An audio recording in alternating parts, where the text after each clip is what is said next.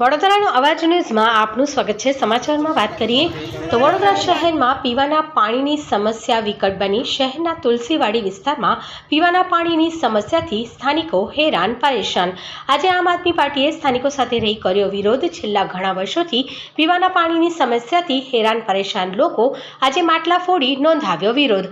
ભર ગરમીમાં પીવાના પાણીની સમસ્યા સ્થાનિકો તેમજ આમ આદમી પાર્ટીએ તંત્ર પર આકરા પ્રહારો કર્યા।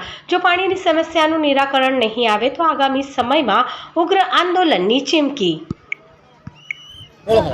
કાયમ પાણી નથી આવતો, નળ છે પણ પાણી નથી, રોડ નથી અને ગટર લાઈન તો જરા બી નથી। તમે આવીને જોઈ શકો છો ને ઉસલર નાખી આલો, ઉસલર નાખી આલો અને ગટર લાઈન ને રોડ, આટલી અમારી સમસ્યા પૂરી કર દો બસ।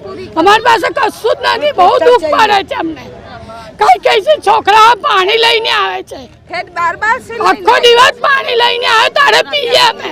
ગરમીમાં કેટલું પાણી જોઈએ? પાણી જ નહીં આવતું, 15-20 દિવસથી પાણી આવતું નથી। ના અમારા તો કાયમ જ નહીં આ रहेगा, કાયમ જ નથી આવતું અમારથી। નામ સાયરા।